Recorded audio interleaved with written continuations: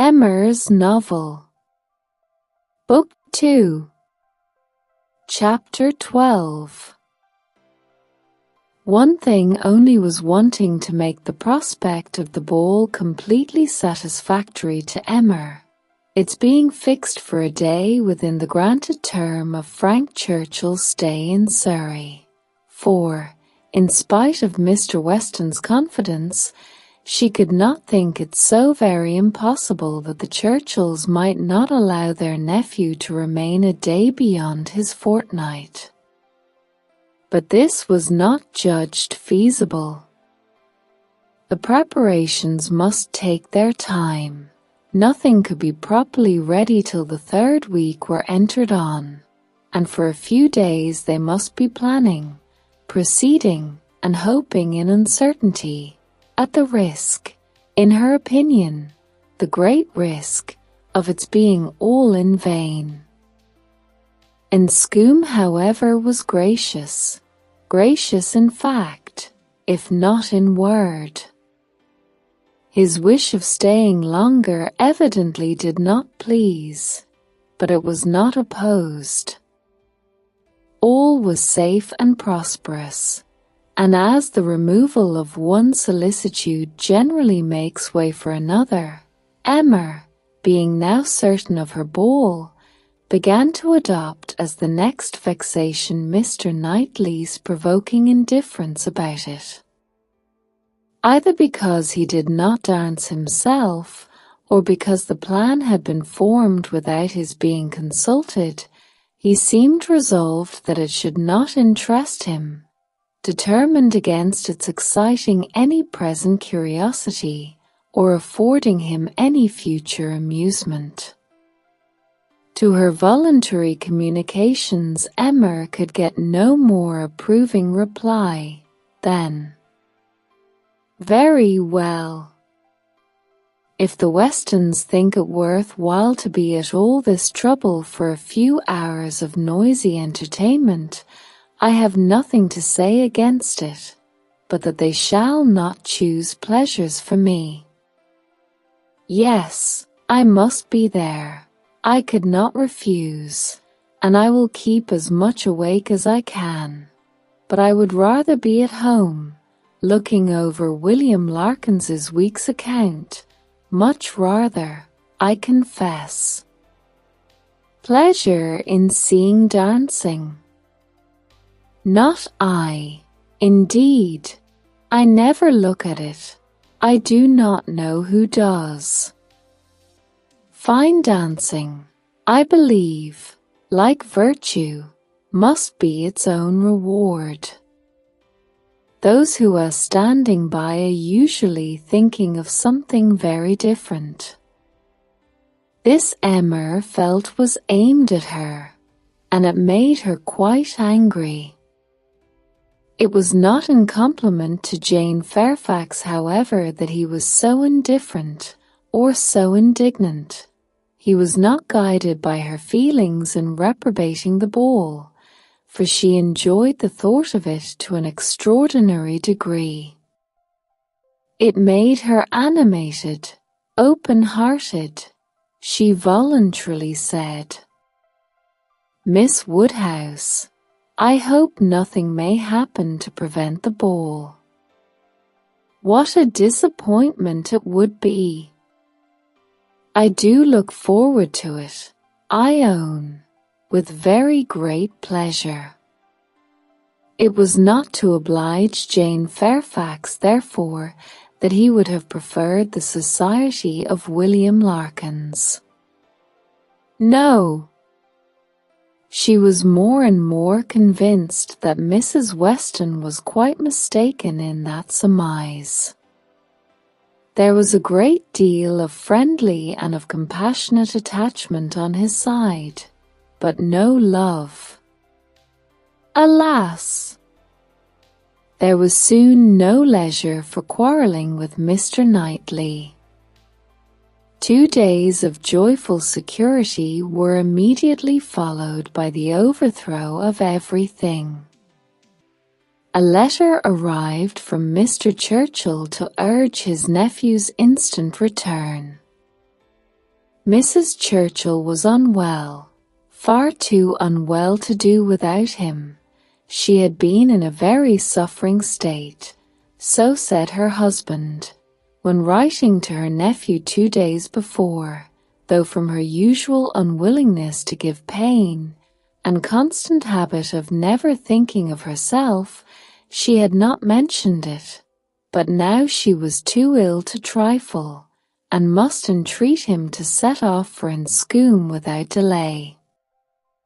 The substance of this letter was forwarded to Emma, in a note from Mrs. Weston, instantly. As to his going, it was inevitable. He must be gone within a few hours, though without feeling any real alarm for his aunt, to lessen his repugnance. He knew her illnesses. They never occurred but for her own convenience. Mrs. Weston added that he could only allow himself time to hurry to Highbury after breakfast, and take leave of the few friends there whom he could suppose to feel any interest in him, and that he might be expected at Hartfield very soon. This wretched note was the finale of Emma's breakfast. When once it had been read, there was no doing anything but lament and exclaim. The loss of the ball, the loss of the young man, and all that the young man might be feeling. It was too wretched. Such a delightful evening as it would have been. Everybody so happy. And she and her partner the happiest. I said it would be so, was the only consolation. Her father's feelings were quite distinct.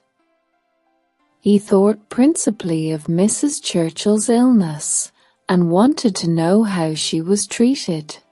And as for the ball, it was shocking to have dear Emma disappointed, but they would all be safer at home.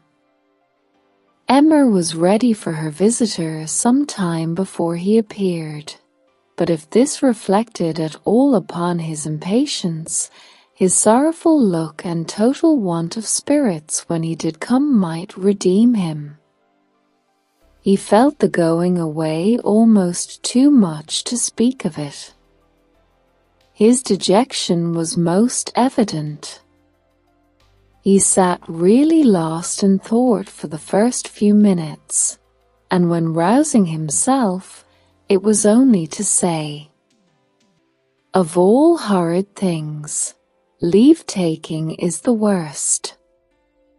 "But you will come again," said Emma. "This will not be your only visit to Randalls. The uncertainty of when I may be able to return. I shall try for it with a zeal. It will be the object of all my thoughts and cares.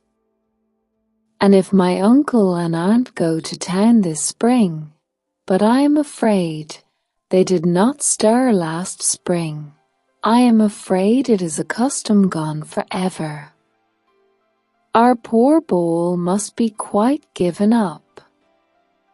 That ball! Why did we wait for anything? Why not seize the pleasure at once? How often is happiness destroyed by preparation, foolish preparation? You told us it would be so. Miss Woodhouse, why are you always so right? Indeed, I am very sorry to be right in this instance. I would much rather have been merry than wise. If I can come again, we are still to have our ball. My father depends on it. Do not forget your engagement." Emma looked graciously. Such a fortnight as it has been," he continued, "every day more precious and more delightful than the day before. Every day making me less fit to bear any other place.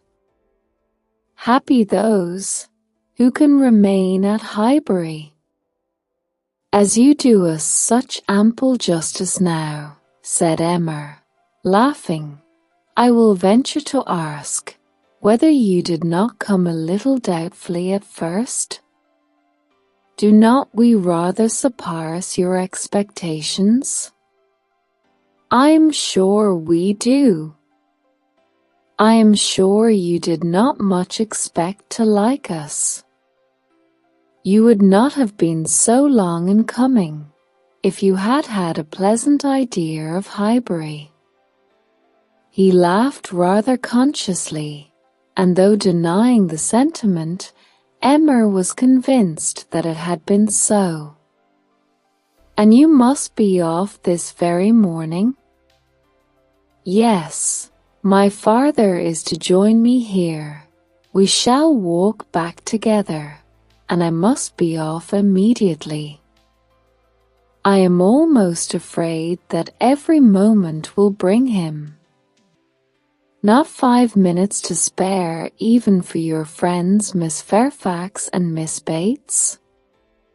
How unlucky!" Miss Bates's powerful, argumentative mind might have strengthened yours. "Yes, I have called there.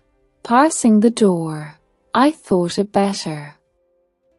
It was a right thing to do. I went in for 3 minutes, and was detained by Miss Bates's being absent. She was out, and I felt it impossible not to wait till she came in. She is a woman that one must laugh at, but that one would not wish to slight. It was better to pay my visit, then." He hesitated, got up, walked to a window. "In short," said he, "perhaps, Miss Woodhouse, I think you can hardly be quite without suspicion." He looked at her, as if wanting to read her thoughts. She hardly knew what to say. It seemed like the forerunner of something absolutely serious, which she did not wish. Forcing herself to speak, therefore, in the hope of putting it by, she calmly said, "You are quite in the right. It was most natural to pay your visit, then." He was silent.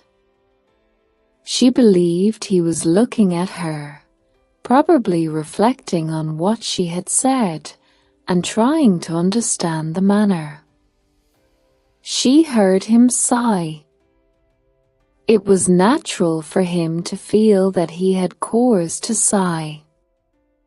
He could not believe her to be encouraging him.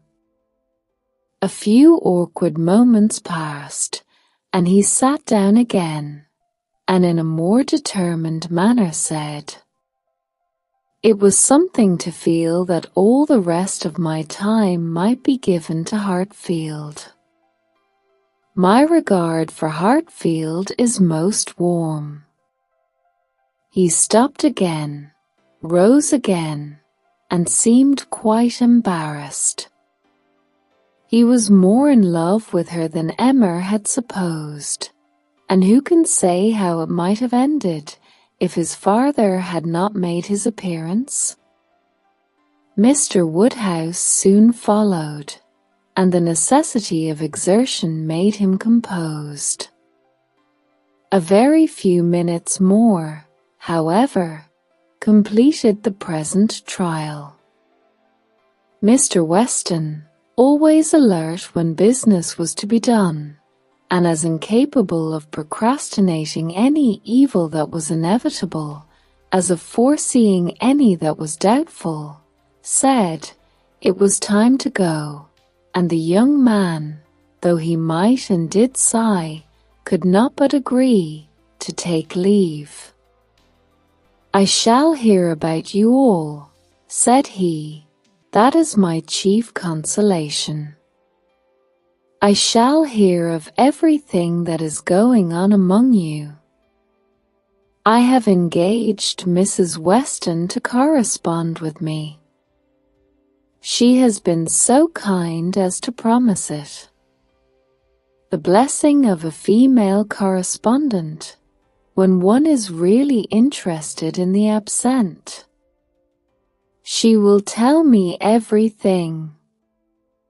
In her letters I shall be at dear Highbury again." A very friendly shake of the hand, a very earnest goodbye, closed the speech, and the door had soon shut out Frank Churchill. Short had been the notice, short their meeting. He was gone, and Emma felt so sorry to part, and foresaw so great a loss to their little society from his absence as to begin to be afraid of being too sorry, and feeling it too much. It was a sad change. They had been meeting almost every day since his arrival. Certainly his being at Randalls had given great spirit to the last 2 weeks, indescribable spirit. The idea, the expectation of seeing him which every morning had brought, the assurance of his attentions, his liveliness, his manners. It had been a very happy fortnight, and forlorn must be the sinking from it into the common course of Hartfield days. To complete every other recommendation, he had almost told her that he loved her. What strength, or what constancy of affection he might be subject to, was another point, but at present she could not doubt his having a decidedly warm admiration, a conscious preference of herself, and this persuasion, joined to all the rest, made her think that she must be a little in love with him, in spite of every previous determination against it. "I certainly must," said she. This sensation of listlessness, weariness, stupidity, this disinclination to sit down and employ myself, this feeling of everything's being dull and insipid about the house. I must be in love. I should be the oddest creature in the world if I were not, for a few weeks at least. Well, evil to some is always good to others. I shall have many fellow mourners for the ball, if not for Frank Churchill, but Mr. Knightley will be happy. He may spend the evening with his dear William Larkins now if he likes. Mr. Knightley, however, showed no triumphant happiness. He could not say that he was sorry on his own account. His very cheerful look would have contradicted him if he had, but he said, and very steadily, that he was sorry for the disappointment of the others, and with considerable kindness added, "You, Emma, who have so few opportunities of dancing, you are really out of luck. You are very much out of luck." It was some days before she saw Jane Fairfax, to judge of her honest regret in this woeful change, but when they did meet, her composure was odious. She had been particularly unwell, however, suffering from headache to a degree, which made her aunt declare that had the ball taken place, she did not think Jane could have attended it, and it was charity to impute some of her unbecoming indifference to the languor of ill health.